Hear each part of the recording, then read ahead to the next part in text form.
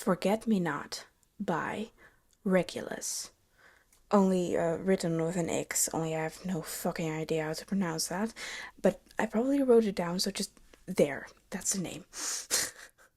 Anyway, we're gonna get started now. A dull, throbbing ache pounded through his skull. Something soft and cushy was underneath his head, but it did nothing to ease the sensation that he was being repeatedly whacked across the head. He attempted to open his eyes before whining and covering his face at the harsh light hanging above him.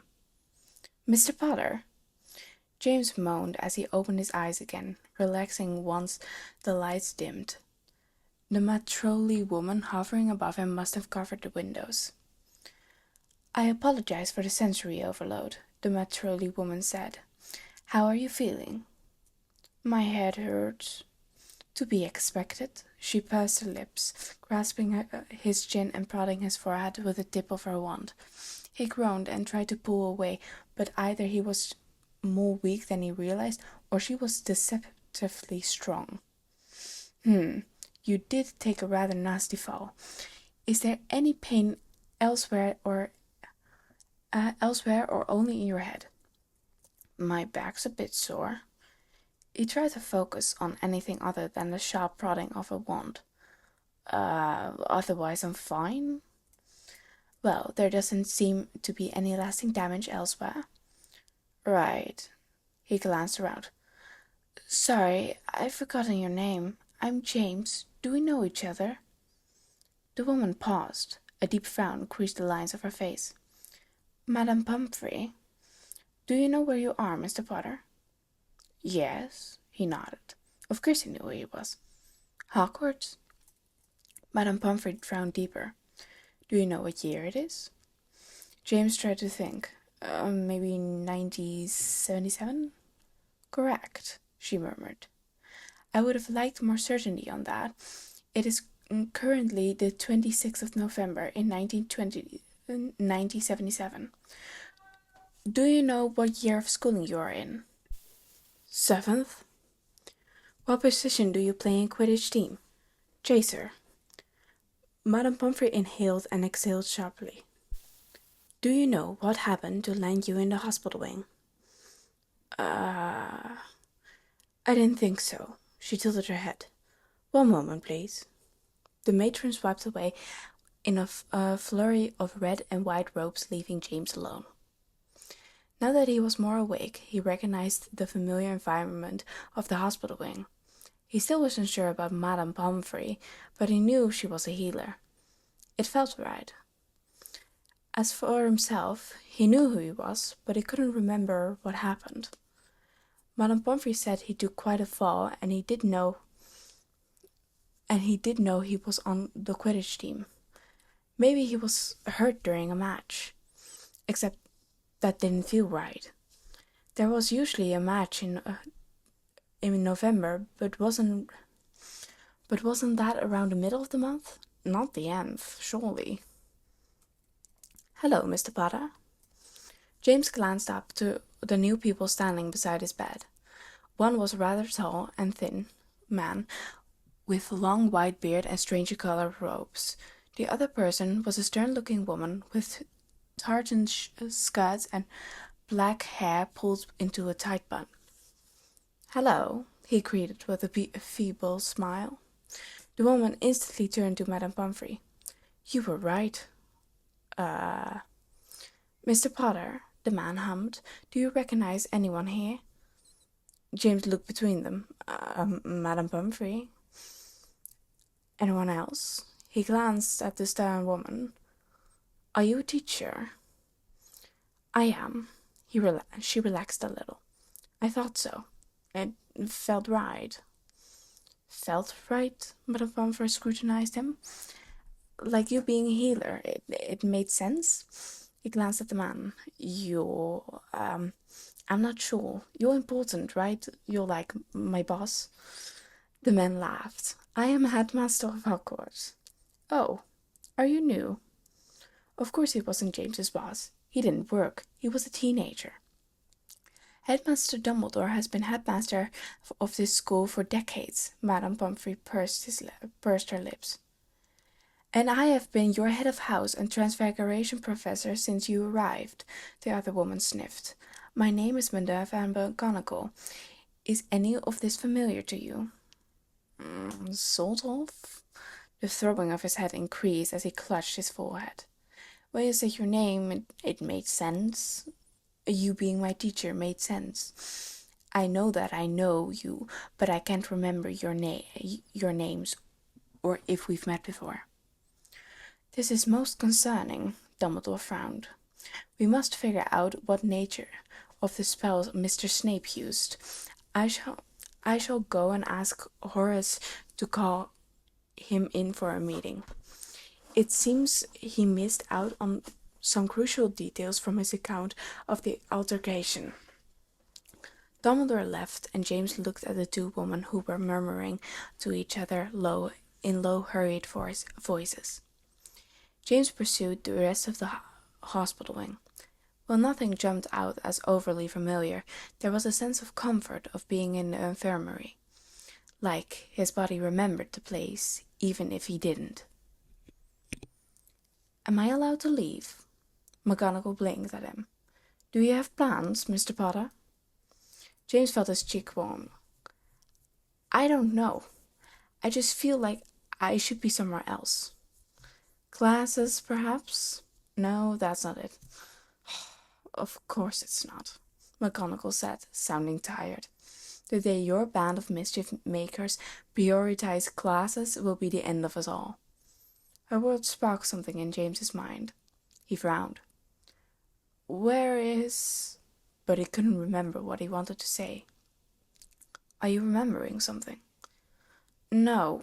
He glared down in his hands in frustration. There's someone I want to see. I don't remember. They're important. Probably Mr. Black, Madame Pomfrey commented. Yes, James gasped. Black. I know that name, don't I? You do, McGonagall sighed deeply. Is he well enough for visitors? I would like to assess him better first, but this may give us an opportunity to work out exactly what he remembers. Then I shall go and inform the other members of my house, McGonagall nodded. I will prepare my eardrums, Madame Pomfrey snorted in amusement, an amused look on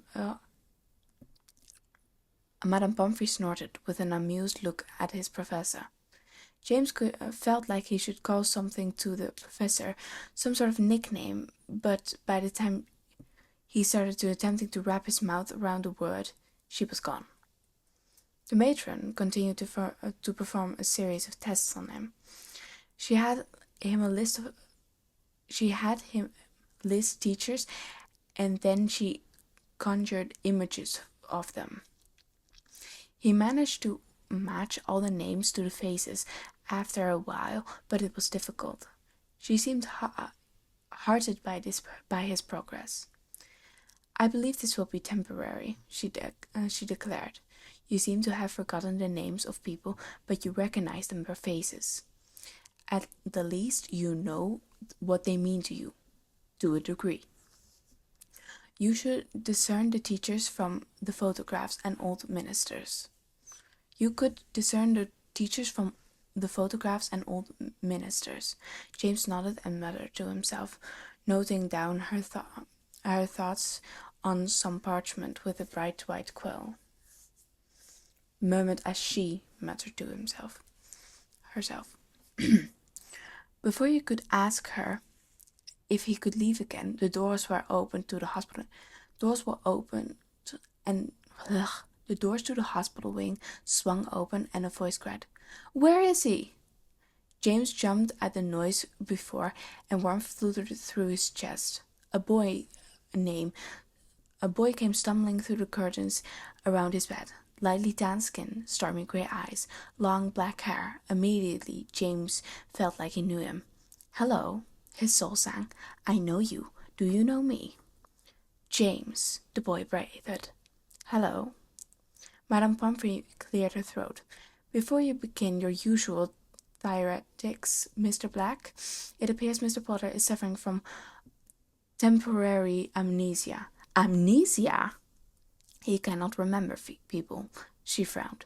His memory of objects and locations is sound, but his recollection of names and the people they are attached to is damaged. The boy gaped, eyes wide and wet, before he all but threw himself at James. James, Prongs, tell me it's not true. You remember me, right? James blinked at him. I do, but I don't. He looked confused. Madame Pomfrey interjected. He seems to recall the emotions as associated with a person. The body remembers, even if his mind is slow to catch up. He likely feels some fondness for you, but does not remember much else. Yes, James nodded furiously, grasped at the boy's hand and squeezed. I love you. I can feel it. The boy blinked, and a tear fell down his cheek. It was very pretty to look at, but the love he felt for him wasn't romantic. There was no urge to kiss him or caress his face. He just wanted to make him smile. He knew that making this boy smile was very important to him. Oh, Prongs, he wrapped James into a tight hug. You may wish to introduce yourself. I am going to send an owl to the old college of St. Mungo's. She's an expert in memory retrieval. Madame Pomfrey left, her curtains of skirts trailing behind her. The boy perched on James's bed and sniffed. I'm serious. He held out a hand to his chest. Sometimes you call me Pat Food. We've been best friends since first year. We met on the train. Sirius' face lit up. You remember? No. Sirius' face fell, and he heard to add, but I know that's right. I can't explain it. What do you remember? I remember who I am. I'm on the Quidditch team. I know that what Quidditch is. James tapped his head. People are a bit more tricky. There's this feeling I get when I see people. You know what I mean? Emotions. Sirius sniffed. You said you love me. You can still feel that. I can. You're very important to me, you know. Sirius's lip wobbled. Oh, Prongs, you big sap, come here. He brought James into another fierce hug. He hummed happily and completed the embrace. This Sirius gave good hugs. As much as I love this, James began, something is missing. Sirius grinned.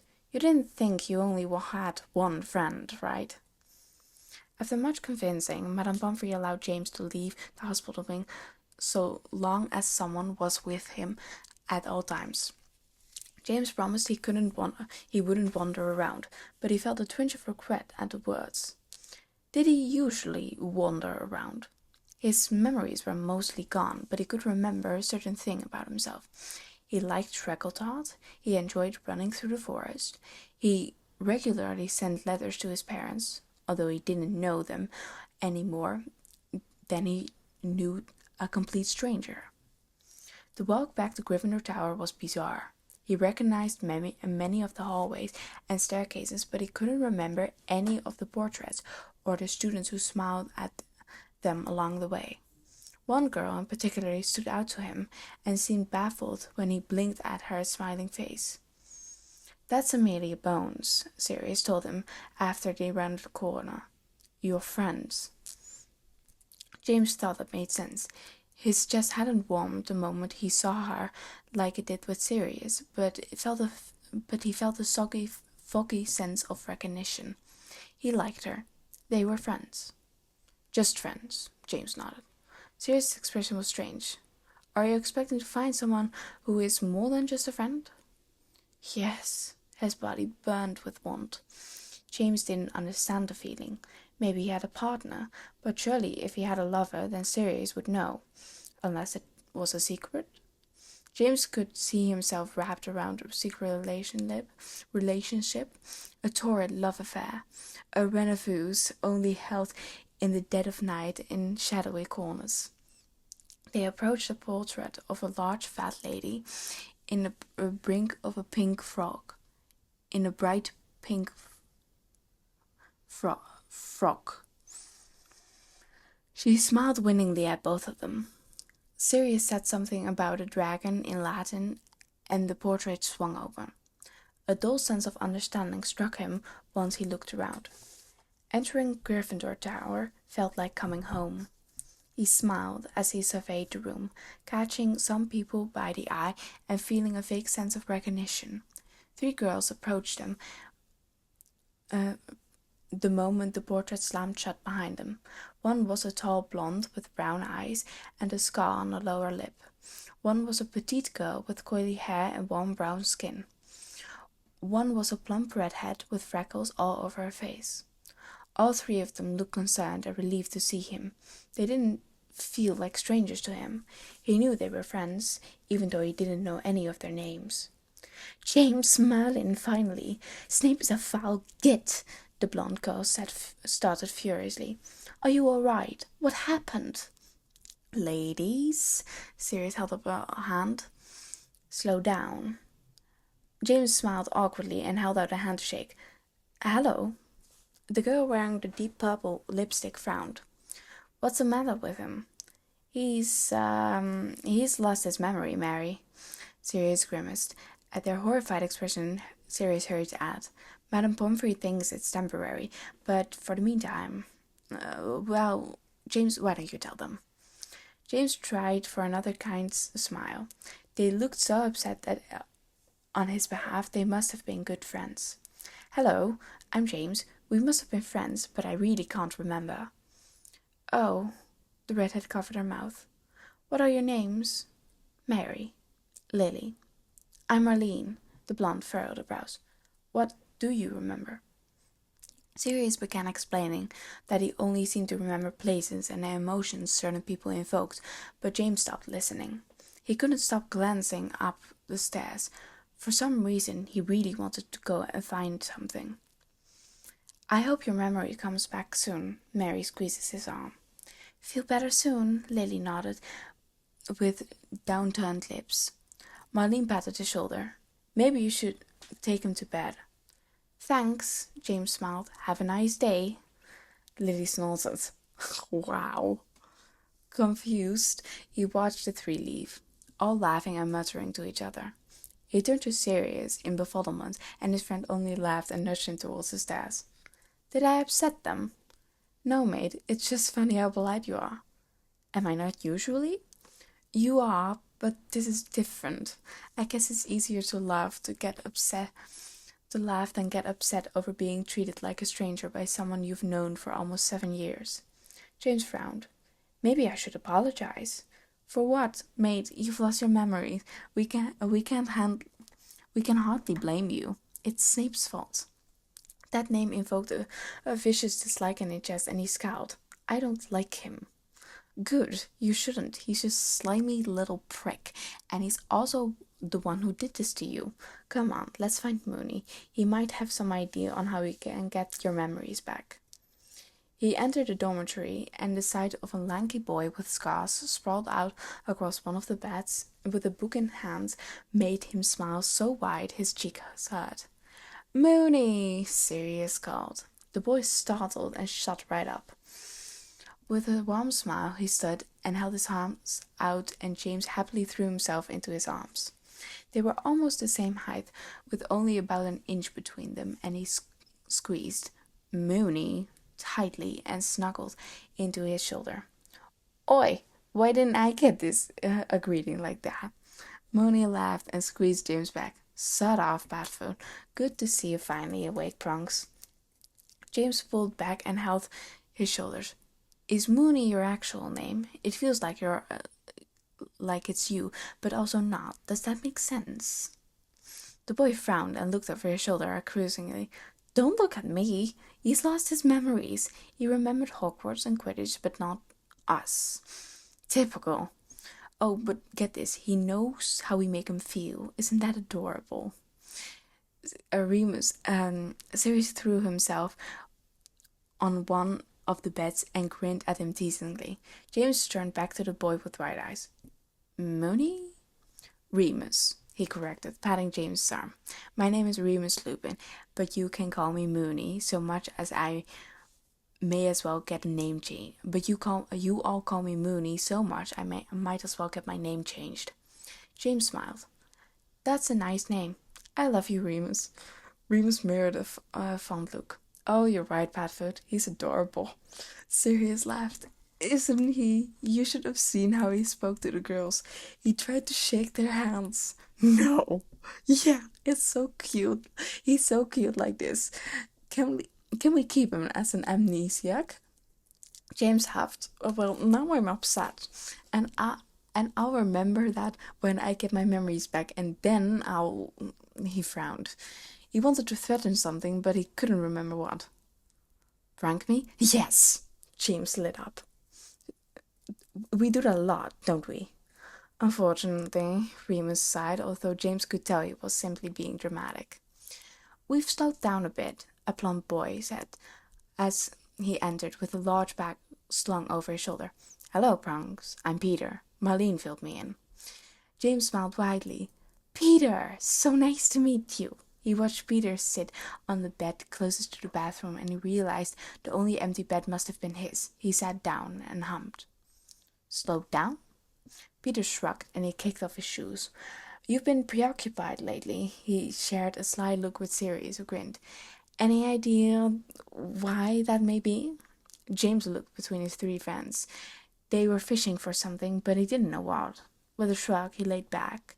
"No idea. What do we do now? Do we have classes?" "Classes finished an hour ago." Sirius sounded a little disappointed in the lack of answers. "We've got dinner in about an hour, although we can go have a look around if you'd like. The door's always open 30 minutes before mealtimes."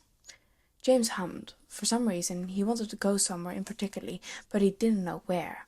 He just felt a strange sense of urgency. Instead of voicing his thoughts to his very nosy friends, he nodded. "Sure." Hogwarts was quite lovely. Maybe it was too big considering the small population of students, but he didn't mind the extra space.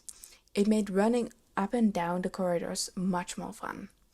He could definitely see why he and his friend constantly pulled pranks. There was so much opportunity. Too much free space and not enough teachers to patrol it all. They were practically begging for a bit of mischief. As they wandered through the halls, Remus pointed out some of his classrooms while Sirius and Peter kept things light by telling him all of the best pranks. He saw the bathroom they floated in third year, the statues they enchanted to tap dance in fourth, and even the portraits they managed to float into the Great Hall and stick to the walls for 3 days the year previous. James kept a smile on his face the whole time. He understood why Sirius, Remus, and Peter were his friends. They were fun and kind enough not to be impatient with him when he was asking, "Who's that?" at every person they came across. As they slipped into the great hall for dinner, James looked up in awe at the ceiling. Sure, Sirius told him about the enchanted ceiling, but seeing it with his own 2 eyes was a different thing entirely. They ate dinner, and James stayed fairly quiet as his friends informed some of their more distant friends about James's condition. A few people gave him pitying looks, while some and others looked vindicated, particularly the students at the father's table, from them wearing green and silver ties. Slytherins, he remembered.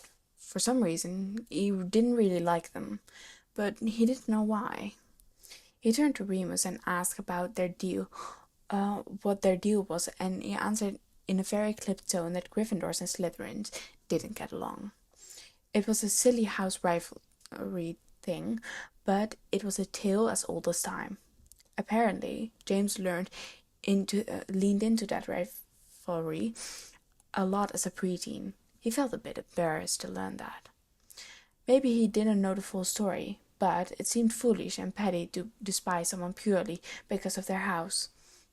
He said as much, and his friends gave him various looks of bewilderment. You really have lost your marbles, Remus snorted. Think you'll start singing Snape's praises? Peter laughed. Sirius made a sound of absolute disgust. Over my dead body. Besides, we've already established that we don't like Snape, right? James nodded as he laid his fork down. Do we like any Slytherins? He felt somewhat hopeful. He was sure there was a Slytherin they were friends with, someone who meant a lot to him. Another best friend, maybe? Sirius' expressions darkened, but he turned to his dessert with a malicious set of his jaw. Remus cleared his throat. Not really. We haven't exactly endeared ourselves to them, and they've given us no reasons to extend a hand of friendship. There is Dorcas, though. I suppose Dorcas is all right, but the others... Peter stuck out his tongue. Yuck. James frowned. The name Dorcas was somewhat familiar, but he didn't feel anything that would explain the vicious anger stirring in his gut as Peter's words. She's all right, Sirius grumbled. Could have better choices in friends. Sirius, Remus said sharply. Sirius huffed and went back to massacrating his struggled thought. James glanced over at the Slytherin table. Out of habit, his eyes drifted to this center, seeking someone in particular, although he couldn't give them a name or any other identifiers beyond description. One person, in particular, made his heart sore. He was rather far away, but he could make out his fair skin, dark curls, and devastating pretty face. They were small and thin, but held a knife with an elegant sense of danger. For some reason, he wanted to get on his knees and ask the pretty boy to hold the knife to his throat. He wanted to caress the boy's hands and cup his chin and look into those beautiful eyes and press his lips to his soft, powdered mouth before... Bronx? He flinched in surprise as Sirius prodded his arm. Yes? What are you looking at? Nothing. A surge of protectiveness swelled in his chest, and he felt the need to shield this pretty boy from his friends. Something about him made him want to cradle him in his arms and tuck him between his ribs to keep him safe. His little secret. Sirius's eyes were narrowed in suspicion. After one of the girls from the Hufflepuff table called out to Peter, his friends thankfully changed the subject by grilling Peter into her identity. Supposedly she was a friend from their chess club. James would have paid attention to this, but his gaze drawn across the hall. Pretty boy was leaving. James felt the need to follow. It was an urge so strong that he almost shot to his feet, bolted, but something kept him in place. Caution.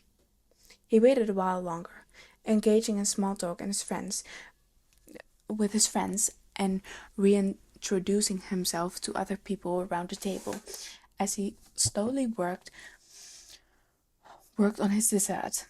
About 10 minutes after Pretty Boy left, James made an excuse to his friends about wanting to go for a walk. They tried to follow, but he said he knew where he wanted to go. He could feel it. His feet took him out of the great hall, through the corridors, and out of the damp grass. James followed his instincts down the long slope and through the set of pillars before he paused, looking up. He could see several large golden hoops, the Quidditch pitch. He didn't know how he knew, he just did. Then he stepped forward and noticed someone else was there. A lithe figure was straddling a broom with a green and silver uniform on. After readjusting his grip on the broom, the boy shot up in the air, and James felt a warmth in his chest. The feeling simmered. It was a soft, warm feeling of adoration as he watched the pretty boy fly. The boy soared with his arms spread out before flattening himself into a dangerous dive. James admired him from beside the stands, a small smile on his face. He didn't want to speak. He didn't want to ruin the moment. He was content to watch his shining star find his way home among his kin. The next day, James had no classes, and as such he was free to do as he pleased. He asked his friends what he usually did, but they only shrugged. While they spent a lot of time together, there were certain things they did separately. While Sunday mornings were for group as a collective, the afternoons were personal time. Peter would attend his chess club and hang out with some of his Hufflepuff friends and get high. Remus and Sirius would have a day to themselves. Apparently they were a couple. How cute. And unless he previously scheduled, there was to be no interruptions. As for James, they didn't know what he usually did. They walked around the halls for a bit before going their separate ways. Sirius and Remus went upstairs to the dorm and gave them explicit instruction not to interrupt for at least a few hours. He knew what that meant. As for Peter, he gave James a pat on the back, then strolled towards the staircase close to the basement to meet Amelia, his friends from his chess, and also the girl who smiled at him yesterday. After wandering around aimlessly, James felt an urge to go into his bag for the first time and finally gave in. He riffled through his things before coming across a sheet of parchment. His mind went blank, even as he placed the tip of his wand on the parchment. This was the Marauders map. He vaguely recalled it from last night's recap as organized by his friends. That was when they told him the key information, such as the fact that they were animagi, that Remus was a werewolf, and of course the existence of the map. What did Peter say the password was? Mischief managed. No, wait. I solemnly swear I am up to no good. The writing appeared and James grinned. Mischief managed was to wipe it clean. He remembered that now. As his eyes scanned the parchment, he found himself looking at the Slytherin dungeons before looking elsewhere. No, not in the kitchen, nor the library. So what about... Before he even registered the name on the astronomy tower, James wiped the map clean and shoved it into his bag, then took off running. As he scrambled up the steps to the tower, he stopped on the top and panted a moment before shuffling around the corner.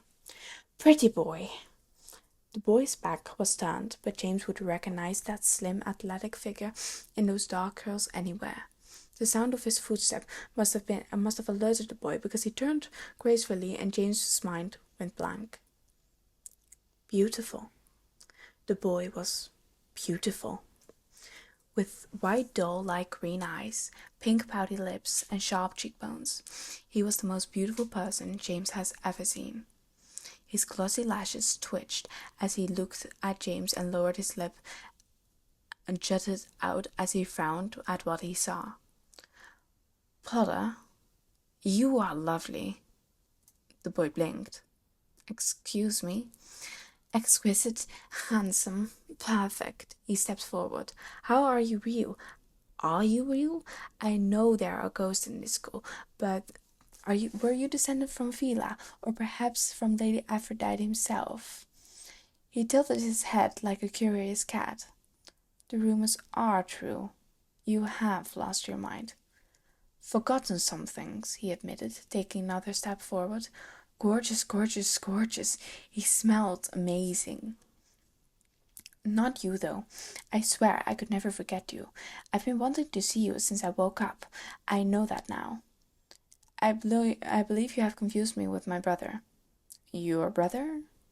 Sirius, the boy raised a sleek eyebrow. My name is Regulus. You've got the wrong black. Regulus, Regulus, Regulus, Regulus. He mouthed the name several times. Such a lovely name. That's almost as beautiful as you. Regulus frowned. All right, Potter, I shan't hex you because you're clearly not in the right mind, but I will ask you to leave to lessen the crippling embarrassment you will face upon regaining your memories. Preposterous, he snorted. You don't have to pretend, love. I can feel it. He held his hands over his head. Madame Pomfrey said I've remembered the way people make me feel, and it hasn't led me astray so far. I trust my instincts, I trust my heart, and I know what my heart is telling me. Which is? Very slowly. James raised a hand to cradle the side of Regulus's face. He was even more handsome up close, skin soft against James's calloused palms. He watched as Regulus exhaled shakily at their proximity. It's yours, he murmured. My heart is yours. Just as he lowered himself to brush against Regulus's perfect soft lips, a burst of red light hit him in the gut and he passed out. Madame Pomfrey would not be happy. He hit his head again. Sirius! Regulus roared as he pounded on the door of the 7th-year boys' dormitory. Get your hands off Lupin and come fix your idiotic best friend. After a moment of muffled cursing and a dull thumping, his brother appeared with red cheeks and a fierce scowl on his face. Regulus pointedly did not look away from his face. He could tell his brother's shirt was on backwards, and he did not want to unpack why that was. As Sirius glared at him, he must have suddenly realized it was Regulus of all people standing in the Gryffindor tower and yelling at him. Sirius' eyes widened, and he hastily reached to pull Regulus into the room, which was very distinct smell he chose to ignore. Thankfully, Lupin opened the window and summoned a strong ventus to the air, and the room ventus to air the room out before either of them could speak. Reggie? Regulus, he corrected and as he folded his arms. Disgusted, he turned away from the suspicious stare on one of their beds. Can you please cover that? Lupin's face bloomed red as he hurried and threw the bed covers over the stained sheets, now revolting. Thank you. Why are you here? Sirius blurted. You're a Slytherin. Slytherins shouldn't be in the tower. Surely that's against the rules. Won't you tell him it's against the rules? Can we arrest him? No, Padfoot, Lupin sighed. Hello, Regulus. Nice to see you again. Again? Have you been canoodling with my gross little brother? You're gross, Regulus huffed. Hardly canoodling. We've just studied together sometimes. He's very intelligent, Lupin said. No, Remus. Regulus liked when people recognized his intelligence. He eyed Remus contemplatively. He was rather handsome, perhaps in another life. Studying with my baby brother. Can we forget that part? Remus threw his hands up. Regulus, as I said, it's nice to see you. Why are you in the Gryffindor tower again? Regulus sighed. Potter, the imbecile is unconscious outside the astronomy classroom. What? Sirius gasped. Merlin, he rubbed his forehead. Was it Snape again? No, it was me. You? Sirius shoved his wand into his face. Why did you hex Bronx? He's basically like an oversized puppy at the moment. He tried to hold out Mary's chair for her and called Peter a spiffly old boy. It's hilarious. Regulus scowled. The idiot tried to kiss me. What? Follow me. Regulus led them through the Gryffindor territory with his head held high. He ignored the whispering and the outright glares. Gryffindors were so boorish. His thoughts were proven as his brother ranted and raved the whole way to the astronomy tower, arms waving and voice so loud the portraits 3 floors away could probably hear him. They climbed the steps to the astronomy tower, and Regulus gestured to Potter, who was still sprawled across the floor with a dazed smile on his face. He waved his wand over the imbecile and watched as he slowly woke up, rubbing his forehead, whimpering like a puppy. A twinge of regret kindled in his chest. A kiss from James Potter was all he'd ever wanted, but not like this. Not while Potter was confused and unable to remember anything. James! Sirius helped him to his feet. What happened? Why did Reggie hex you? I already told you why. Well, obviously you're lying. Bronx wouldn't do that. Right, Bronx? Potter blinks, his wide baby cow eyes, and Regulus held back a whine. He had the prettiest eyes, a rich brown and perfectly round, with his dark brown skin, black curls, and gorgeous smile. James Potter was a menace to society. Anyone attracted to man couldn't help but fall for his lovely face and even lovelier personality.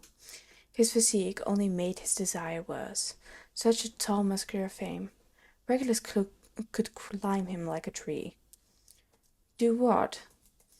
We must help them stand straight. Regulus said you're confused. Apparently you tried to kiss him. Yeah, I did. Regulus' heart flipped. Stupidly fit bastard, going around attempting to kiss people and giving Regulus a heart attack in the process. He was lucky that Regulus was such a good person. Many people would have been glad to take advantage of Potter while he was so vulnerable. Annoyed, he glared at the two other idiots. How could you tell him to walk around in this state? How could you let him walk around in this state? He's obviously addled in the mind. One of you should have stayed with him. Piss off, Reggie. He's fine. He's obviously just confused. Maybe he thought you were me. I hope not, he and Remus said in unison, although for different reasons. No, I didn't, Potter rushed to assure them. I knew it was Regulus. Sirius frowned. And you wanted to kiss him? Of course. Why? Remus asked. Potter gave him a look. Because he's my boyfriend, obviously. Potter's madness must have been contagious because Regulus' mind conjured up a scene where James Potter confidently stated that Regulus was his boyfriend. Boyfriend? A boyfriend? Sirius murmured his incredulity. Pranks made. You don't have a boyfriend, Remus said gently. I think you've gotten confused. No, Potter insisted stubbornly, wide brown eyes searching for him, and he felt his cheeks warm at the phantom of the feeling of the white palm cradling his cheek.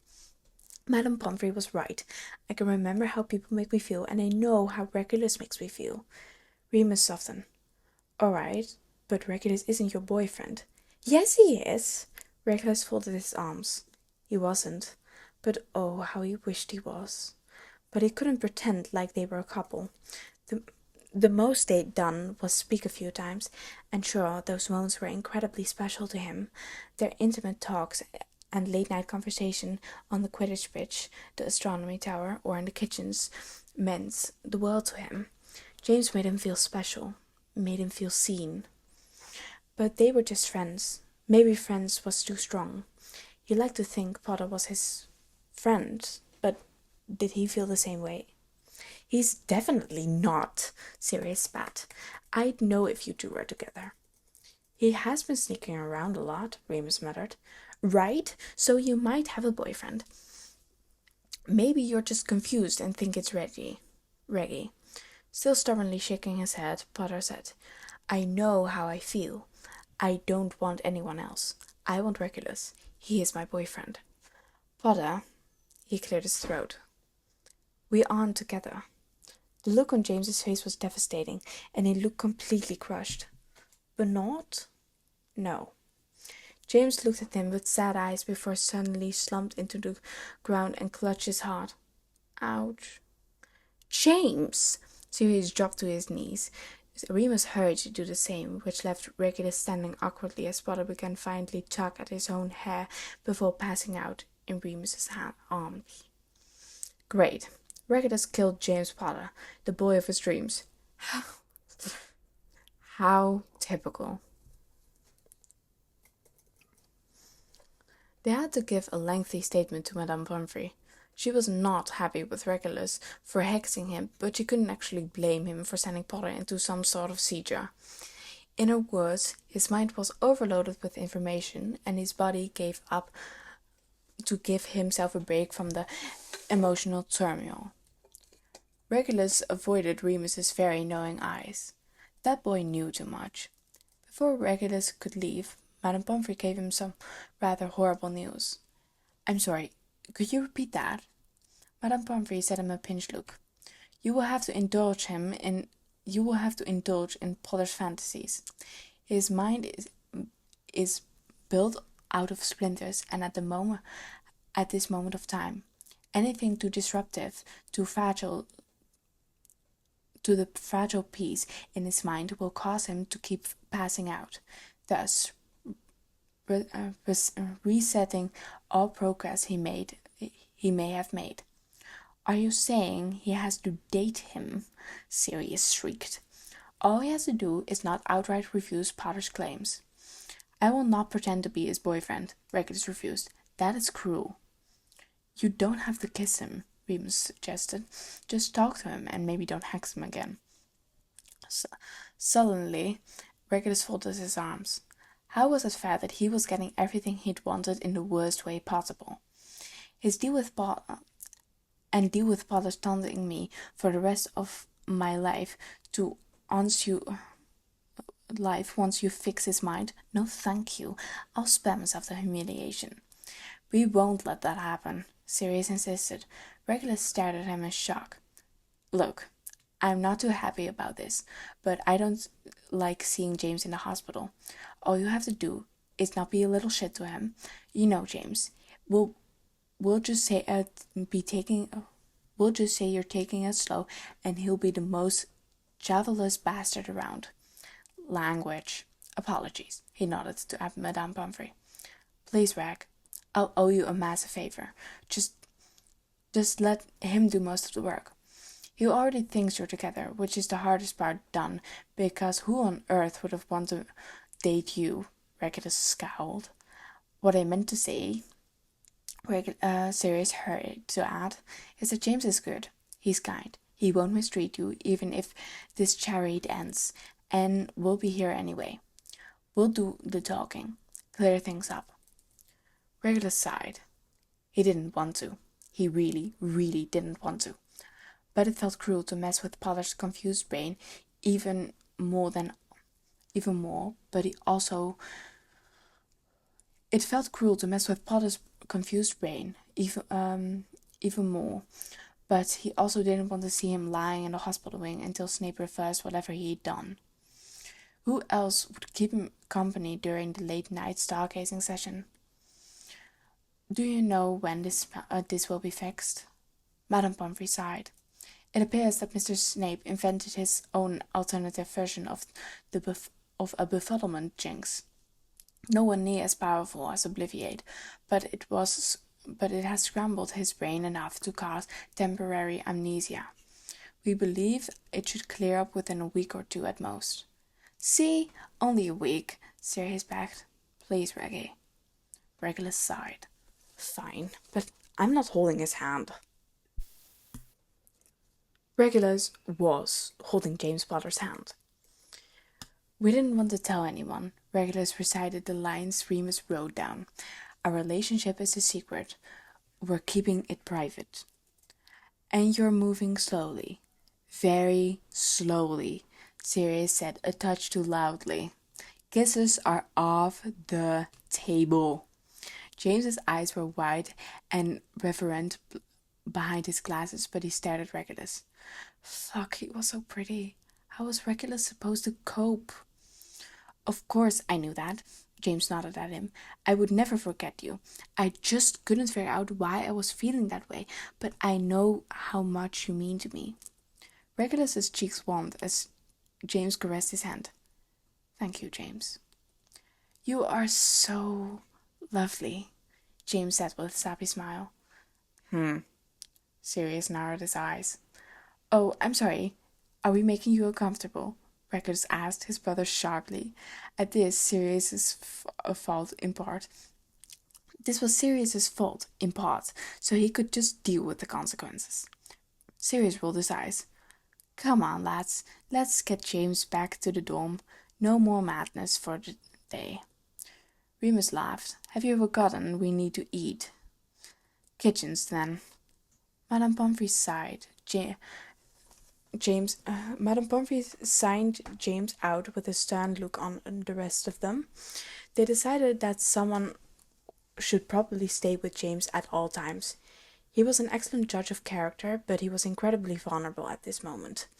Too many people would be thrilled to take advantage of his naivety. They walked the the short distance to the kitchens in relative silence. James kept tugging at Regulus's hand and playing with his fingers and rings with a giddy expression on his face. Remus and Sirius stayed behind them. Regulus pretended not to hear Sirius grumbling lowly in a mixture of French and Korean, so James couldn't understand them. As they entered the kitchens, Regulus' heart dropped when he saw his friends at their usual spot. Fuck, he'd forgotten they were supposed to meet for their Saturday early dining together. He thought that he would have gone back to the dorms by now. Reg? Evan frowned. Barty snapped his head up just as Dorcas and Pandora wheeled around to look at them. Hello. Regulus tried to subtly move his hand from James's grip, but he was clinging too tightly. He glanced sideways and saw a dark glare on his face directed at Evan. Don't like him. Regulus sighed. James, these are my friends. Evan Rosier, Barty Crouch, Dorcas Medowens, and Pandora Lestrange.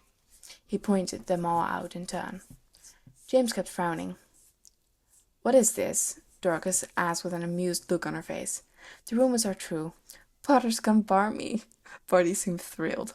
Piss off, Crouch, Sirius huffed. Can we get some food? An elf appeared beside Sirius at the request, already eager to take their order. Regulus scowled at his brother and kicked him in the shin. Ow, fuck, Ricky. Fine. Can we please get some food, little elf thing? Your lack of manners is abysmal and more than befitting for a final niffler.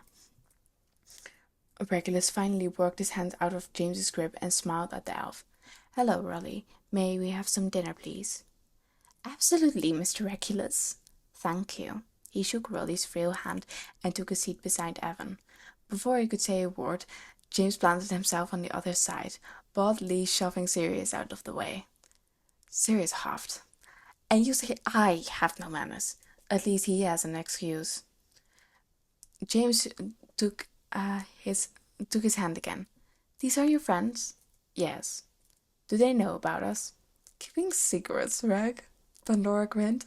Their sharp amusement made him want to hide. James was doing this on purpose.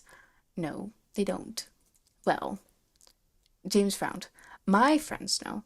They didn't used to, he ground out, but now they do. Ah, Dorcas said in understanding. This is where you've been disappearing to. Evan laughed. With Potter, of all people. Merlin, Reg, what happened to your standards? His standards are perfectly fine, James snapped. Regulus squeezed his hand. He's teasing, darling. James's eyes widened before a bright smile crossed his face. I like it when you call me that. Of course you do, he murmured. Sirius made a disgusting noise. This is so weird. I'm confused, Pandora admitted. Are you two together? Yes, James jabbed, his friend trading heavily amused look. And you remember that even if your mind is wiped. James nodded so quickly he worried his head might roll off. Of course, I'd never forget Reggie. Regulus's face burned. Let's not do this now. No, you've been holding out on us, Barty grinned sharply. How romantic, Potter. Almost as if it was written in the stars, Pandora said, tone deceptively light. Regulus narrowed his eyes at her. He knew exactly what she was thinking. His crush on James had never been a secret from their group. They all saw the way he watched Potter and blushed every time their eyes met. It didn't take long for them to put the pieces together. Honestly, it was embarrassing. He blamed his 12-year-old self for being that bad at hiding his feelings. Shouldn't you all be going? Regulus asked wistfully. Dorcas widened her eyes. But Regulus, you're the one who was late. This is a standing appointment. No excuses to cancel or miss Saturday early dinner unless you're dead. Someone's about to be, he promised through gritted teeth. Sirius laughed. Come on, little Reggie. Don't call me that. Lighten up. Let's all get to know each other. I'll start. I'm Sirius. I'm the better brother. I'm a Scorpio. Pandora screamed in horror, rightfully so. Sirius scowled. Excuse you, missy. No wonder you have such a dark energy. She shivered and shifted away from him. I've just been insulted, Sirius said. He turned to Lupin. Moony, defend my honor. I'm a Pisces. Ah! Pandora screamed again. I'm an Aries. James smiled. Regulus is a Leo. Did you know they were incredibly compatible signs? Marty snorted. Yes, we did actually, because Regulus... Evan covered his mouth. Be nice, Barty. Regulus tried not to think back to the extensive research he did back in second year after discovering James's astrological sign. He still felt a creeping shame for manipulating Sirius into telling him when exactly James was born so he could accurately plot his birth chart. They were startlingly compatible. It was the only thing to make up for the mortification of daydreaming about his romantic corruption with James Potter, who barely acknowledged his existence. Let's go, Pandora said. Leave Reg to his first public date with his boyfriend. All right, but Dorcas shrugged. Although I expect to have a chat with you afternoon, Potter. Just us. All of us, Evan corrected. None of you lot allowed. Barty slapped his shoulder and squeezed tightly enough that James's lips twisted into a grimace. You're right with that, aren't you, big boy? Barty. He's fine. We're all friends here, Barty said with a sharp smile. Yeah. James cleared his throat. I'd like that, actually, to get a chance to properly meet Reggie's friends. The heat in his face was almost uncomfortable. His friends left, sending amused looks at him, while James was watching. Once the portrait swung closed behind them, he ignored the way the others were looking at him and picked at his food. He wouldn't apologize for his friends if that was what they were expecting. I like them, Remus said. They've got heart, and they clearly adore you. They're good, James agreed. They love you. That's what matters. Regulus couldn't have stopped his smile even if he tried. If there was one thing he truly, wholeheartedly grateful for, it was his friends. Thank you. Not sure how I feel about Blondie, Sirius huffed, but the others were all right, especially Dorcas. I have to tell Moss we spoke to her. She'll explode. Molly McCarran? You know her? Regulus shook his head. All I know is what I've seen on the pitch. And the many things Dorcas ranted about. It seemed her crush was requited after all. He could work with that. It would be good to have an ally in the adoring stupid Gryffindor's games. Cheese? Regulus blinked at the hand hovering above his plate. James held a little bowl of grated cheese above his roasted potatoes. How do you know I like cheese on my potatoes? You're my boyfriend, James frowned. I know what you like. Regulus didn't understand. Well, James believed otherwise. They weren't actually together. So, how did he know? Unless Sirius told him. Mother always deprecated his habit of sprinkling grated cheese over his potatoes. She said it was too plebeian. He didn't care. It was delicious. As he added the cheese into his food, he couldn't help but watch the side of James's face as he happily listened to Sirius and Remus as they recited some old pranks of theirs which he'd forgotten and inquired about. He was lovely, inside and out. Regulus was doomed. James didn't know why his boyfriend seemed so confused by his attentiveness. Little things that any good boyfriend would know, even things a decent enough friend would know. Regulus seemed taken aback every time he proved he had been paying attention to the boy he loved.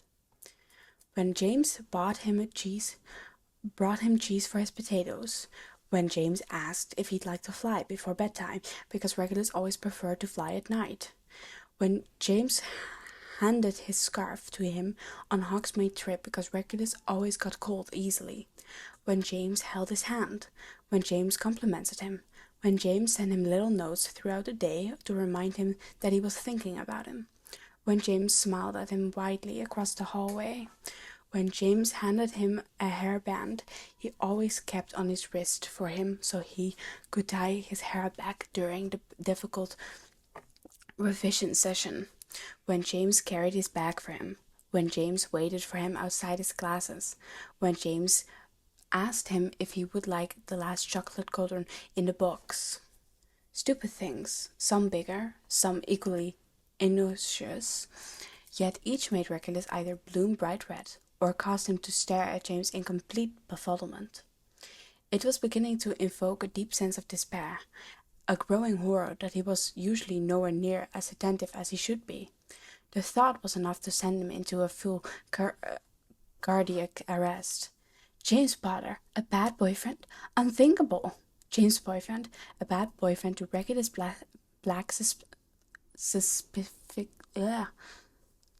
specifically? Impossible. It was ludicrous. He would never mistreat Regulus. He didn't know much, but he did know he'd been head over heels for him almost 5 years, ever since the tiny grouchy Regulus kicked him in the shin back in second year. He'd been done for. He couldn't remember what he did to provoke such a reaction. The specifics were hazy. He did remember staring after Regulus in awe, watching his sleek black curls bounce as he walked away with his friends bookending him.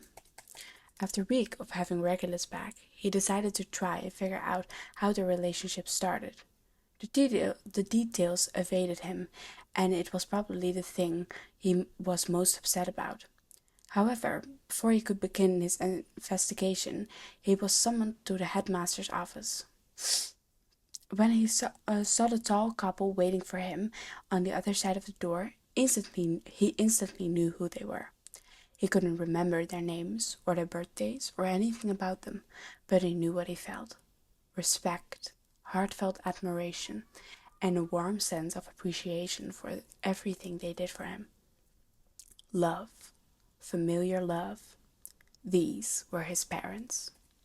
His father was his height, with long legs, dark curly hair, and a nice set of tailored robes on his trim figure. Deep smile lines marked the warm brown skin, and a few wrinkles lined his eyes. Pointedly, a few graying hairs at his temples. Beside his father, his mother, almost as tall as her husband, but she was plumper and with round cheeks and a warm smile. She had a dark brown skin as James, and her hair was short and tightly coiled. Her brown eyes were the same as his, and they sparkled with such warmth as she looked at him. Before any of them could speak, James threw himself in their arms and wrapped himself tightly around the two people he loved so much. Dumbledore started talking, making introductions as if James needed them. He would always know them, like he would always know Sirius, Remus, and Peter, and their other friends, like he would always know Regulus. His heart and soul could never forget them, because James loved them with every breath he took, and his heart would always go out for them, even when his mind was not his own. "Baby," his mamma murmured, as she cradled his face. James sniffed. Tears fell freely from his eyes, staining his glasses. His dad wiped James's tears and squeezed his shoulder. "Let it all out, son." James cried for a long time. There was something strange about being held by two people he loved so much, yet couldn't remember for the life of him. Over the past few days, his memories had started to peek through, small things, inconsequential and trifle details that didn't amount to much. He knew Sirius hated olives. He knew Regulus Remus's preferred spot in the library. He knew Lily had an unpleasant sister. He knew Marlene had a crush on Dorcas.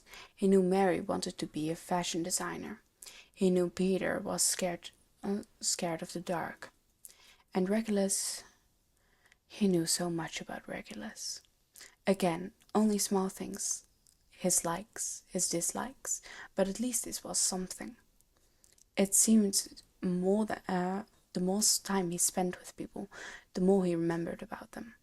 Madame Pomfrey suspected that his memory would return on its own with time, but she was still trying to figure out a way to speed up the progress for his benefits. Although his parents weren't with him during the school year, he knew them instantly. The same breath, he remembered his papa's love for cauldrons, cakes, while his mama preferred peppermint toads. It wasn't much, but it was something. Anything more than the awful emptiness in his head was worth it. "You're going to love him, Mama," James gushed as he led his parents through a Hogsmeade. Dumbledore permitted his parents to follow him to meet his friends, provided that it happened off school grounds. They were all in waiting for him at the Three Broomsticks, and he was rather giddy at the prospect of introducing his parents to his boyfriend. He'd never done that before. This was his first relationship, and he knew his parents were just as excited for him as he was. "I feel like we know so much about him already." James's eyes widened. "Really?" His papa laughed, and he walked past a group of students. They all stopped and stared at an attractive older couple before blushing and skittering away. James wrinkled his nose. "Ew. You only talk about him all the time," his papa teased, nudging James. "Do I?" "Yes, it's rather sweet," Mama said. James' face warmed. At least he didn't have to worry about his devotion to Regulus. His parents knew what he meant to him.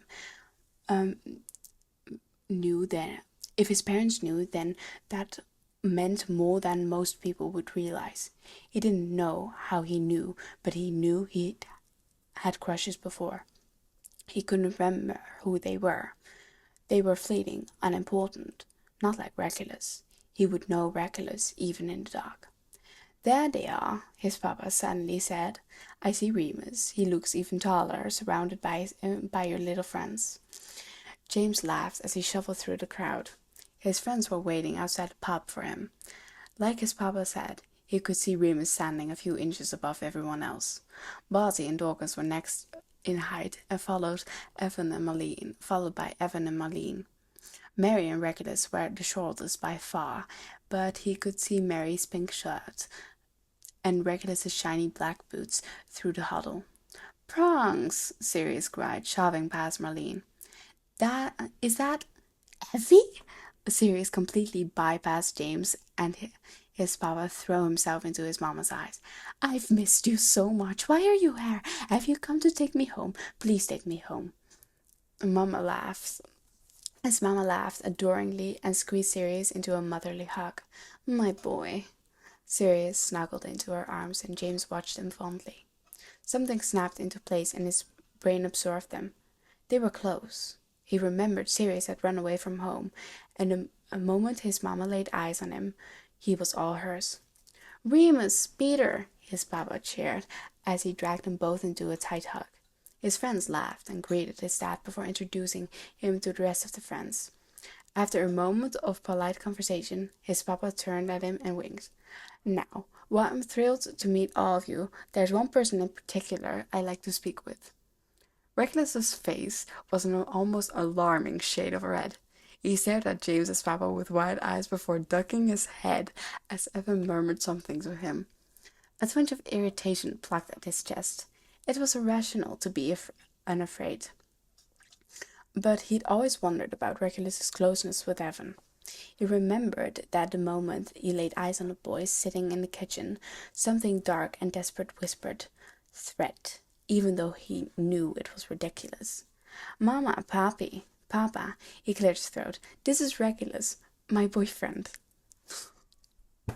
Mama's eyes lit up and Papa clapped his hand in excitement. Regulus stayed cherry red even as he cut James with a sharp look which screamed betrayal. Warmth bloomed in his chest as his mother carefully pulled Regulus into an embrace, a stark difference from the way his dad almost lifted him off his feet in a bear hug. Do you know how many years we've been waiting to hear about you? How many years we've been hearing about you, Papa huffs as he stepped back. I could draw you from a memory alone. He has the prettiest green eyes and fresh pine. He has the prettiest green eyes like fresh pine needles, the loveliest smile, and the smoothest skin, the most luxurious black curls, and the cutest freckles like stars on a night sky. Papa! He switched into Spanish. Don't embarrass me in front of him. Sorry, sorry. Papa laughed. Now Regulus' face was definitely a worrying crimson.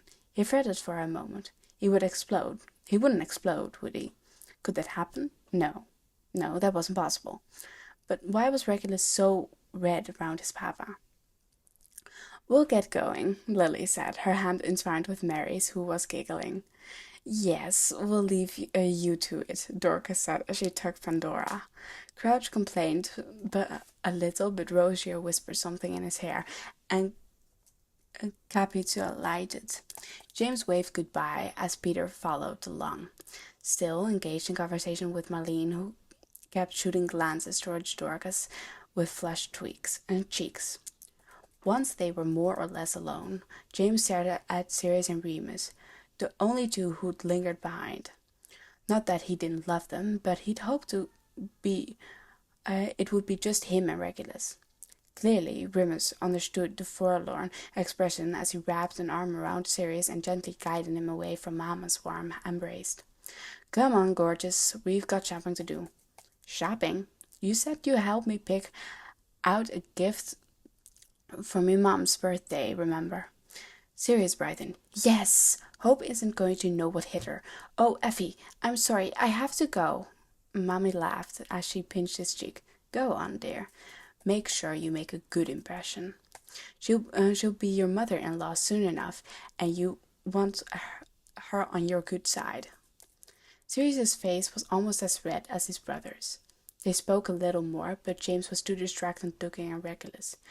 The shade of pink on his cheeks really was alarming, but somehow suited him. It enhanced the color of his lips in a fetching way. He didn't know someone could look so good while bright red. Of course, Regulus was the exception to the rule. Papa sighed as Sirius and Remus finally left. I suppose I'm chopped liver. I suppose I'm chopped liver to that boy. He returned to Regulus. You wouldn't happen to be interested in potions, would you? Out of all James's close friends, only Remus has a passing interest, and even he isn't bothered with my craft. You're just sure that all of my boys prefer me, Mama says triumphantly. Just one, that's all I'm asking. Regulus is a prodigy in potions, James said proudly. Still blushing, Regulus nodded as Papa turned excited to him. Professor Slughorn has offered to guide me through achieving a mastery in the subject. Papa practically vibrated. Excellent! Oh, this is truly wonderful. Come now, let's go over the process. First things first, do not take Horace up on this deal. While he is a wonderful potioneer, he hasn't half the imagination or creativity this line of work requires. He's very by the book. You need someone who will push you to challenge yourself. And they were off. With Regulus hurrying after Papa, nodding eagerly, and they disappeared into the three broomsticks. James smiled at Mama. That went well. Amused, Mama hooked her arms around him as she held the door open for her. As he held the door open for her. I think that was long overdue. Then she snorted as she saw Regulus and Papa at one corner of the tables, both gesturing wildly and speaking rapidly. I also think we are going to need to drag them away from their cauldrons in the near future. A truly fascination in the field. Nobody is half as innovative as he is. It's terrible that so many potions masters are so confident to follow every recipe according to the old rules. If nobody ever experimented, then how would we ever invent anything truly new? Speaking with the Fleamont Potter was such an honor. I couldn't believe it when he offered me to be my mentor. Gaining mastery has always been my dream, but mastery taught by Fleamont Potter himself, he never takes student, but I'd be the first ever. James nodded, a serene smile on his face. Are you listening, James? This is incredibly important. If I gain 5 outstandings, including potions, then I would be automatically accepted by Master Potter to be his apprentice. Potions apprentice. Me? Uh-huh. Of course, that is if I manage to gain 5 standings. I'm confident with ancient runes and charms, but I have astronomy done already. But sometimes I take struggle in transfiguration. The details can be so tricky, and I always end up presenting something basic when I'm asked to demonstrate. Everyone knows the flashier the better. If I could create something more detailed, then I'm sure I'd be guaranteed an outstanding. Never mind the fact that that my written exams are always perfect. Theory is so simple, but practice is nothing like, yeah. Not to mention potions. No matter how well I might do in every other subject, if I don't get an outstanding in potions, then I'm done for. Oh no, I'd never be able to live down the shame, the Fleamont Potter knowing that I'm foolish and incapable. I couldn't even manage a simple nude exam. How could I ever be eligible for a mastery if I can't pass a school exam? What am I thinking? I'll never be able to do it. You're very cute. Regulus closed his potions book. James, we're supposed to be studying, he said, frowning. Did James not understand how important this was? James glanced purposely around the empty classroom they were in. Considering you haven't stopped ranting about my papa since we sat down. Regulus's face burnt. Your father is Fleamont Potter. I'm aware. The youngest potions master in the world, the Fleamont Potter, owner of Potter Potion Enterprises. They own stock in almost every branch of potion making. Their employees supply the potions and salves to St. Mungo's, the ministry, every dragon sanctuary in the northern hemisphere. James shrugged. I guess. Regulus couldn't believe it. How did James not understand? With a frantic gesture he repeated, the Fleamont Potter! Papa is going to have kittens when I bring you home for Christmas. You have a cat? Regulus frowned. Where? James's face did that thing when he looked at Regulus like he was about to try and kiss him again. Cheeks warming, he wondered when the expression became so commonplace. Figure of speech, love. Oh. Mama thinks it's hilarious, by the way. She said your crush on Papa is adorable, and Papa is just happy he's someone's favorite. I do not have a crush. Sirius said you used to collect his potions journals. Betrayed, Regulus slammed his textbooks down. That file of wrench. No, it's cute, James insisted. It's not a crush, Regulus said sternly. It's not. I just think he happens to be incredibly accomplished, and I admire both his intelligence and his dedications to the craft. He's been able to cut down brewing time so many more important potions. Skill row used to take 3 times as long, and the blood replenishing potion are now able to work twice as fast once taken. Not only to mention Potter is the Potter specialty and disruptive and anti-inflammatory badges are able to reduce the scarring from all manner of dark spells magic, including dark creature scratches, all thanks to your father. Admittedly, once upon a time, Regulus did have a tiny crush on Fleamont Potter. Only a tad, though. More of a hero worship than anything, and it certainly wasn't anything like that anymore. He was just a fan, a very big fan. He thought he'd buzz when he saw Fleamont Potter walking towards him the other day, and then he just noticed how handsome he was, and he wondered if James would mature as handsomely. After seeing how beautiful Amphibia was, he realized that he was truly ruined, because James would be even more exquisite than both of them. James seemed surprised. Really? I didn't know that. Your memory is still off, Regulus shrugged. It can't be helped. There is a pause before James laughed a little. Yeah, I suppose. Regulus sent him a curious glance, but James was fiddling with something in his lap. So, thoughts about Christmas? Excuse me? You didn't... Regulus remembered that James said earlier, just before the cat misunderstanding. I'm invited to your house? Of course. Swallowing, Regulus fiddled through the corner of his potion book. Oh.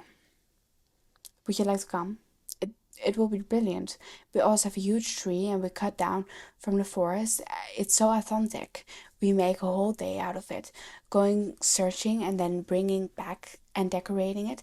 Mama always takes the best dinner, and Papa's desserts are to die for. I mean, it's the only thing he can cook, but it's really good. Although, I suppose, if you come, he'll be locked away in the basement at his brewing station until Mama drags him out by his ear. Hard hammering, Regulus bit his lip.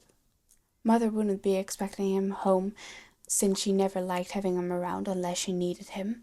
School would have no reason to inform her of his whereabouts if they thought he was going back home, and it's not like they would check where he was going once he exited the train. Perhaps we should discuss this closer to the date, he said slowly. Madame Pomfrey theorized that within a week or two James would be back to normal, and by then he'd probably want nothing to do with Regulus. Getting his hopes up about a Christmas with the Potters wasn't clever. Never mind the fact that he was entertaining the idea of having a studying mastery under Fleamont Potter. The man would probably hate him when the truth was uncovered. Horror struck him. What if they thought he only prevented James from getting close to his father? Worse, what if he thought they planned this whole thing out with James in a vulnerable position so that they could take advantage of him? It wasn't true at all, and anyone who knew him would know that, but James didn't know him, not really, his parents even less so. Nauseous, Regulus packed up his book with a wave of his wand. Reg? James sounded devastated. I'm sorry, it was too soon, I shouldn't have asked. I think you should wait until your memory comes back. Meeting the parents is one thing, but spending a holiday together. Regulus felt sick. I need to go. Please don't follow me. James's eyes were wide and sad. But Regulus, please, he whispered. Lowering his head, James nodded. Okay. Thank you, he said, then swallowed. I think it's best if we don't see each other for a little while. James didn't look up, but he saw the way his eyes were screwed shut. He didn't seem close to having another seizure, but just to be safe, he would send a letter to his brother to check on him. Without another word, Regulus fled with a heavy weight settling on his chest. A forlorn sigh fell from James's lips.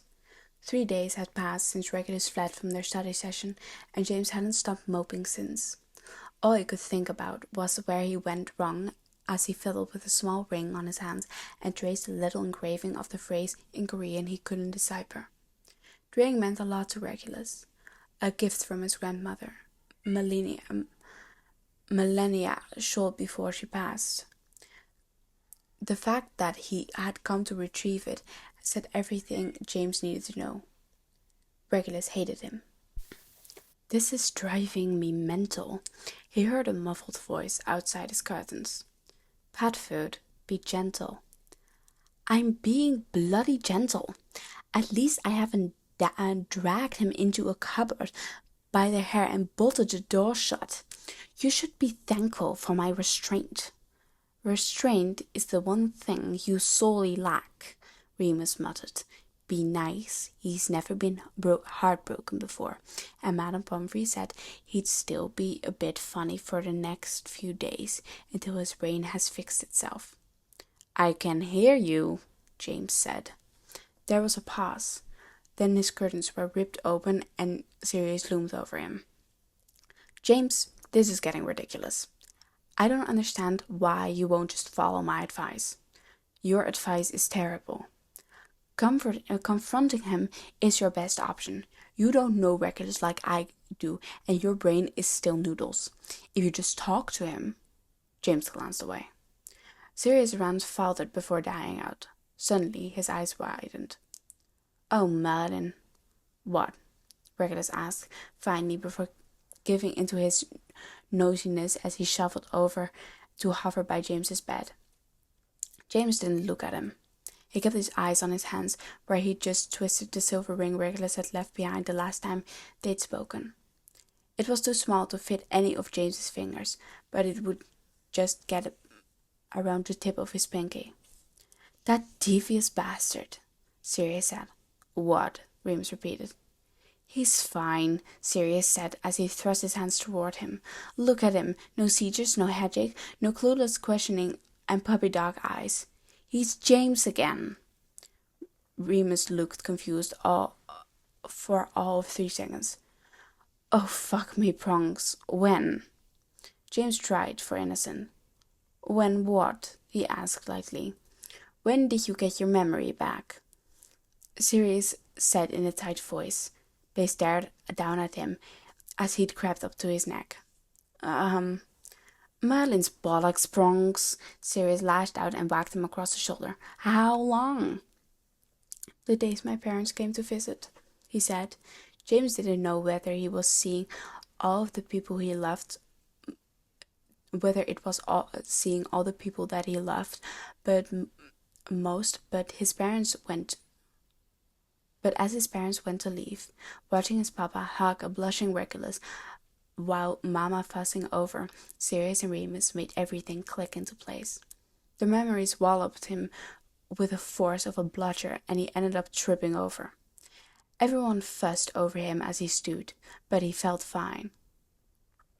He felt perfect, actually, because when he opened his eyes, Regulus Black was hovering over him with pretty green eyes sparkling and his brows drawn in a tight in concern.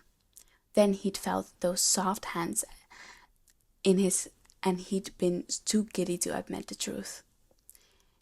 In a halting manner, he'd explained to his friends. He explained the memory of his altercation with Snape finally came back to him. He mentioned seeing Regulus for the first time and having no trouble understanding the deep love he felt for him after years of watching him from afar. He awkwardly told them how being around Regulus made him forget himself, and how he'd realized that Regulus would probably never want to speak to him after James humiliated him publicly by declaring him as his boyfriend to everyone who could watch. He probably thinks I'm mad, James said, mouth downturned. He probably can't wait for me to get my memory back so he can get rid of me for good. But you have your memory back. He just doesn't know it. Face creeping into heat, he shrugged. I just wanted to know what it would feel like to have him like me back. Sirius sighed. You have to tell him. I know. You have to tell him right now. With a glum nod, he said, I know. For what it's worth, I don't think he'll be upset for the reason you're thinking. You're being an idiot, but you are still you, Sirius said firmly, but not unkindly. James didn't really know what he meant, but he rose anyway. Sirius was right. He needed to tell Regulus. He respected him too much to never tell him the truth, and his mama taught him that it was always best to clear up misunderstandings early, lest things get worse and fester like an open wound. Good luck, mate, Remus said. Sirius repeated the wishes, and he waved half-heartedly at them as he left the dorm room. The common room was blissfully void of his other friends, and made a quick work of navigating the castle. One destination in mind, after the brief glance of the map confirmed his suspicions. Despite what Sirius would insist, he hadn't missed stalking Regulus, although he'd been watching him on the map ever since they made it. And he'd learned his routes pretty easily, even before he started trying to talk to him. At this time in the evening, Regulus would be stargazing. Luckily for him, it was a hobby they shared, although they interpreted the phase in different ways. The second he laid eyes on a boy leaning against the rail of the astronomy tower, James smiled to himself. "Hello." A sudden gasp fell from Regulus's lips, and he turned around sharply. "Potter!" "James, please," he said as he stepped forward. "I thought we were past formalities." Regulus looked pained. "James." "Better." He smiled down at him. Merlin, he was lovely. All soft skin, bright eyes, and naturally pouted lips. He couldn't help himself. "You are so beautiful." The hitch in Regulus's blood was visibly as he turned his face slightly. "What are you doing here?" "Seeing my favorite star." Pink dusted his cheeks, and James resisted the urge to brush his fingers across his freckles. "That's an awful line." "I thought it was quite good. You seem to like it." Miserably, Regulus closed his eyes. "You don't even know what you're saying." "Oh, love, I'm so sorry," he said, anguished. "I should have told you the second it happens, but I needed to have you for just a little bit longer." "What are you talking about?" James smiled sadly. "Madame Podfic cleared me over a week ago. My memory is perfectly intact." Wide green eyes blinked at him. "Excuse me?" "The day you met my parents, it all came back. I should have told you then, but I realized I must have embarrassed you so much the past couple of weeks, telling everyone you're my boyfriend, being a dick to Rosier, making plans for the future. Merlin, I even told Professor McGonagall that we would invite her to our wedding." Regulus didn't say anything. I know it was wrong. I should have told you. I never should have let it drag on, but I've liked you for so long. Ever since second year, you've had me hooked on these. Second year, you've had me hooked, and these past 3 weeks have been the best 3 weeks of my life. Well, until I cocked up by pushing. I knew Christmas was too much, especially after you just met my parents. A hand covered his mouth. "Stop talking." Dutifully, James nodded. Regulus inhaled slowly. "James, if anyone should be apologizing at me. You were confused and vulnerable, and you were being so wonderful, and you weren't in your right mind. I never should have agreed to keep the charade in the first place." "No, please don't say that. Madame Pomfrey told me what happened. I almost fucking died because I couldn't handle you saying no to me. If it's anyone's fault here for coercing someone into a relationship, it's obviously me." "That's preposterous. You'd been hexed, and you were only trying to stop me from having another seizure." They stared at each other in silence, breath mingling, chest heaving. They traded a heavy look before they both surged forward, and their lips connected. James wrapped his arms around Regulus's waist, pulling him impossibly closer, while Regulus's hands crept up to his chest to wind around his neck. The kiss was chaste, but all things considered, their lips moved together, but their hands didn't roam. They stayed close, both trembling and sharing the moment. When they parted, he breathed out in relief and rested his forehead against Regulus's. The angle was a little awkward, but he was sure Regulus's back must have been hurting from being tipped back against the railing. It was perfect. Utterly perfect. Well, Regulus murmured, I've been wanting to do that for a very long time. Me too. Regulus had to laugh. We're a sorry pair, aren't we? A bit, yeah. You aren't upset? Oh, I'm furious. Do you know how awful it's been knowing I have Snape to thank for this? James shuddered. Bloody hell, don't remind me. He unknowingly gave us the best gift of our life. Regulus grinned. Oh, I'm a gift, am I? No, you're a treasure. I feel a little better then. It's going to drive him mad knowing he accidentally got us together. Now James was grinning. Together, are we? The flush on Regulus's face hadn't faded the slightest, and he couldn't help but nuzzle against it. Regulus giggled and weakly shoved him. Feeling bold, he continued rubbing his cheek against Regulus's, delight in the peals of laughter as he finally felt him up close for the first time in days. Please never run away from me again. I can't stand to watch you leave. Regulus panted. Oh, James, he murmured before leaning up to kiss him gently. Are we together? He sounded truly desperate. Thankfully, Regulus seemed to suffer from the same problem of finding everything he did endearing as James. Absolutely. You can't think I'm foolish enough to let you go. Of course not. You need to get close to my dad. He must have accidentally struck a nerve as Regulus's face morphed into horror and quickly said, Joke, love, only a joke. I know you. You have far too much self-respect to do that. I'm a Slytherin, Regulus said. We do sneaky, underhand things all the time.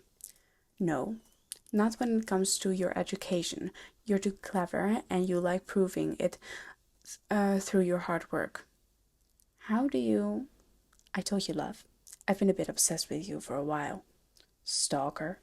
Yours. As you should be. Oh, I am. Good. Because I'm yours too. And I don't share. Regulus smiled lovingly as he pulled Regulus into a gentle embrace. Resting his cheek on Regulus's head, he sighed to him as he realized he could do this now, whenever he wanted, because Regulus was his. So, about Christmas. Yes, Potter, I'll come. I need to stay in your father's good graces. James huffed. I'm going to be competing with my dad for your attention. Don't be ridiculous. There's no competition. Before he could smile, Regulus continued. He already won. James scowled. Only joking, my darling. Regulus brushed his fingertips across James's face. I'm the real winner here. I've got you, after all. James soared. Hello. Thank you for watching and listening to this video. Damn, this was a long one and my throat is sore. And I'm not gonna talk for an hour or something, but I hope you enjoyed it. I really like this one. Also, the mama papa instead of mom and dad. I love that. I think mama and papa is so cute. And I love their James's thoughts, because I think it's a really good representation of the sweetness of James Potter. Anyway, it's a really great fic. I will put the link in the description so you can visit this and give the author the kudos they deserve. Like I said, I hope you enjoyed this. Have a very nice day, and well, bye.